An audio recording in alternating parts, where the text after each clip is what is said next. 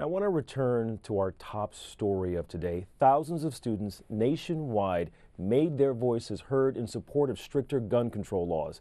Joining us now from Stuyvesant High School here in New York City are students Morgan Hesse, Maya Angles, and Star Garcia. They are part of the movement that says enough is enough. Now, the STY Says Enough, that group that was organized, and they organized a walkout at their school. Welcome, ladies.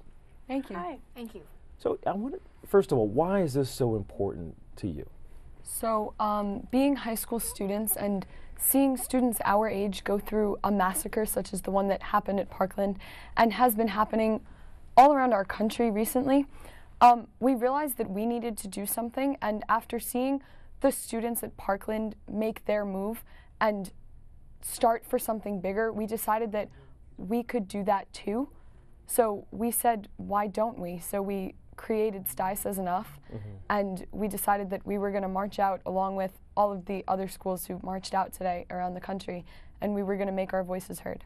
Especially after what happened near our school, actually.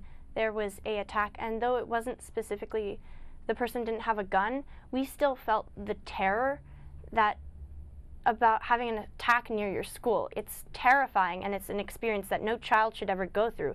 It makes you feel unsafe at your own school. Now, you're talking about that van attack where the driver plowed into several bicyclists right near your school. Yes, it was under our bridge, actually. Yeah.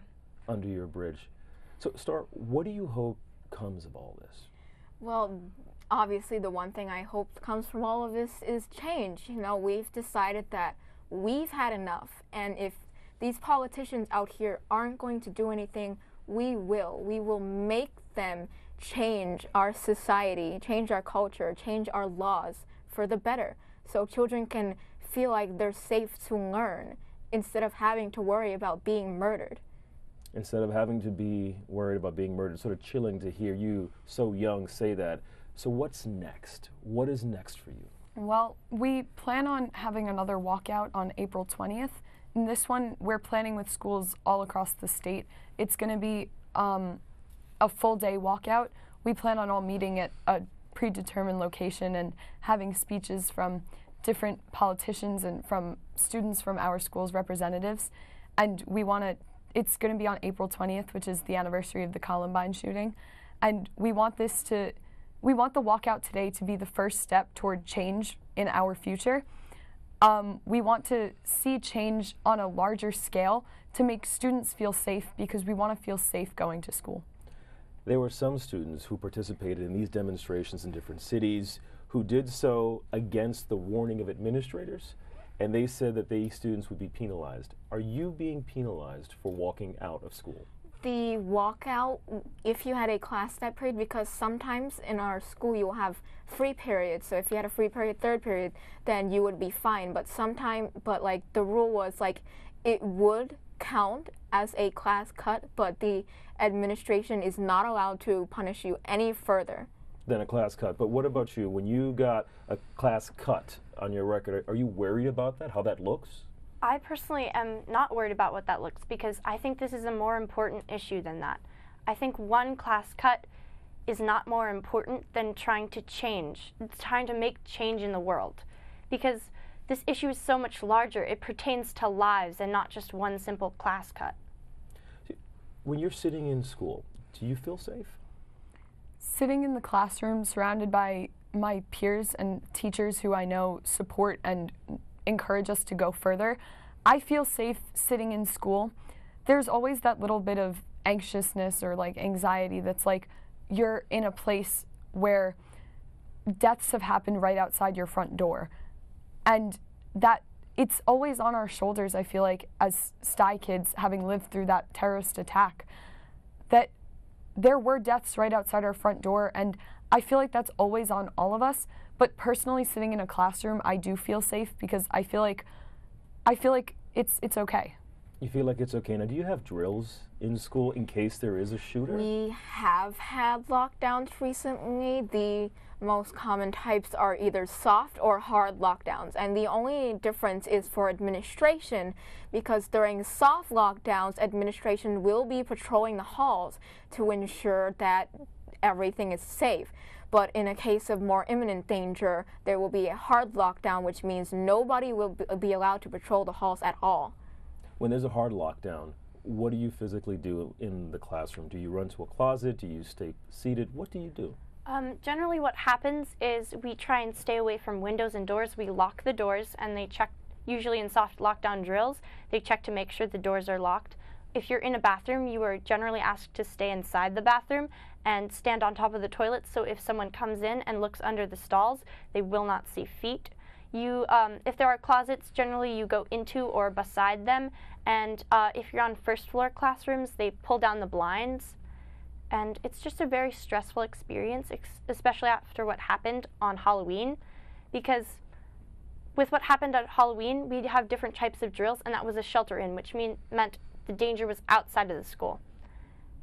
And that was real on Halloween. That wasn't imagined, it was real. It was real, and we were not aware that it was real until some people started checking their phones for the news and said, hey, there's 8 people dead outside of our school. And that was just so incredibly stressful, because now every time this happens, we know statistically it's likely that it's not real, but part of our brains is always like, well, that one time we thought that wasn't real too, but it was. Now, I want to make sure I clarify for anyone who's joining us. On Halloween, there was an attack, a terrorist attack, where a van driver drove into the bike lane and actually killed several people right in front of your school, so that we're clear. You were going to say something, Star. Yeah, I was going to say, the thing about the lockdown drills is that, especially after what happened, they've been a lot more stressful. And because something that's been happening is that we are not warned that they are, in fact, drills. We are not told that they are drills until it's over. And while I asked administration, I talked to administration, and they stated that this is to ensure that students take the situation seriously, which I understand, but at the same time, going about it in this manner is a double-edged sword, because not warning people that this is just a drill, that everything is okay, it causes more stress and paranoia for our students. If you could describe very briefly how it physically feels to you when one of these drills take place, where you have to stand on toilets or run into the closets and draw those shades. What does it physically feel like? Well, last week I think it was last week, at a recent point, we had a shelter-in followed by a lockdown, or I had those mixed up, a lockdown followed by a shelter-in. And they called a soft lockdown, and they said, okay, and I was on the first floor. And the look of fear that I saw on the faces around me as we had to pull the shades and get low to make sure that we weren't going to be seen out the windows, it's frightening.